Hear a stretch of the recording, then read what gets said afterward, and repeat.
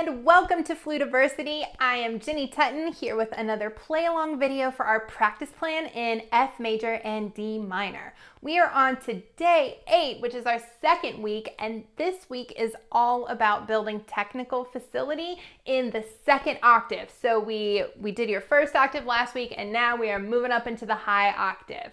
So since the first 5 notes of our scale have the same fingerings for low and high notes, today we are going all the way up to high D, which is our first high note in this scale with a new fingering, okay? So I know we talked about in the middle register how important it is to have your pointer finger up and use the correct fingering for that D.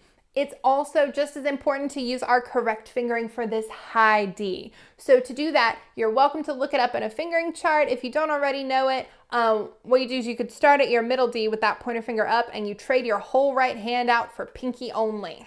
Okay, that's one way to remember it. You can also just think thumb, 2, 3, pinky. Okay, and again, I'm keeping my fingers way in the air so you can see very clearly what the fingering is. But when I actually play, I keep my fingers very close to the keys, and you should too. Okay. So let's go on to our first unit here. It's one measure, and we're actually only working on the first 5 notes here. So it's actually a unit we've done before, just up the octave. All right, let's do it. Oh, thumb B flat key. The little bracket. Did it remind you too? Okay.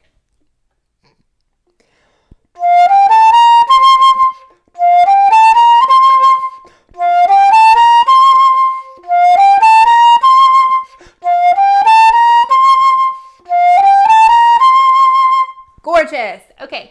Now we are going to add our C to high D to C. Okay, remember to use your correct high fingering, okay? So your right hand stays still, it's just your left hand that moves. All right, nice and slow and relaxed in those quarter notes. Ready?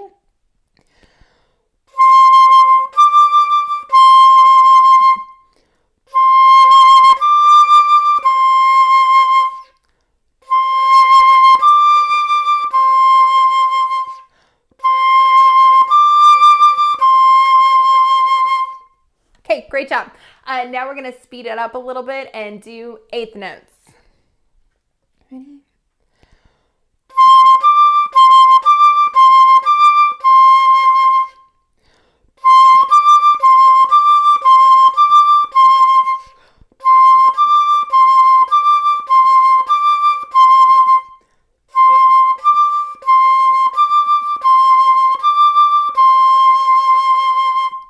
So you'll notice that time I sort of sped up and slowed down. That can actually be a really great practicing technique to allow you to give your fingers time to move in a relaxed manner and to think about what they're doing. You'll also want to go back and practice them nice and in tempo with the metronome, but it's a good way to start out. Okay, for our next one, we're going to speed it up a little bit with that 16th note pattern. 1 E in, 2 E in, 3 E in, 4.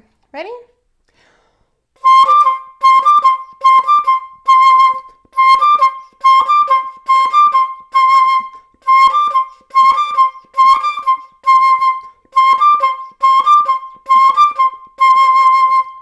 All right, now we are going to practice the opposite, so upside down. We're going to start on the D and then go to the C. This is called our musical inversion because we turned it upside down.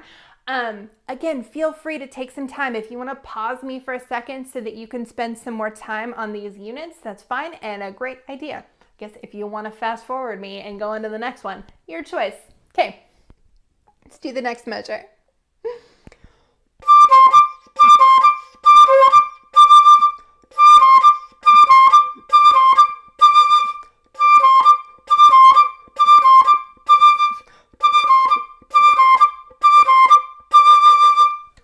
Great job.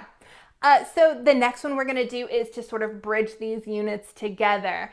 So we are working on the way up, F, G, A, B, C, C, D, C. Okay, so let's do I know you guys come for the singing, right? Okay, let's do the next measure.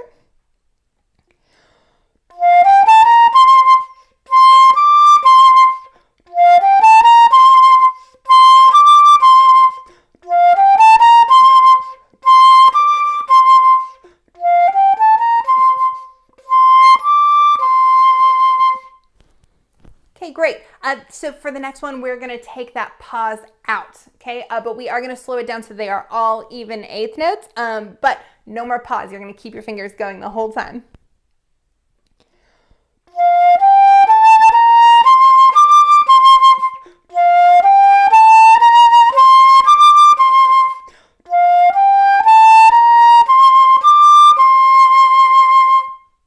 Excellent job. Okay, a little faster in 16th notes.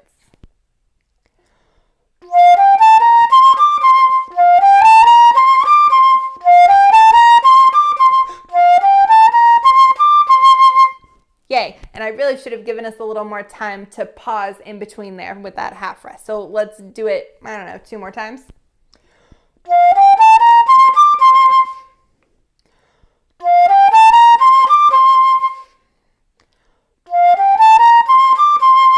I think that was 3.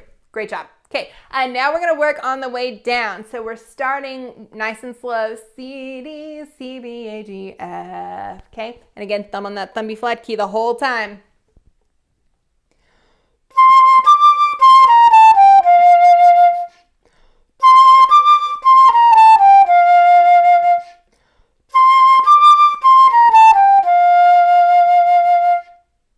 Amazing. Okay, and now we are going to put that whole bit together. So it's our F scale, but we're going up to the D, and we're going to do that little wiggle back and forth in the middle from C to D to make sure our fingers are nice and relaxed.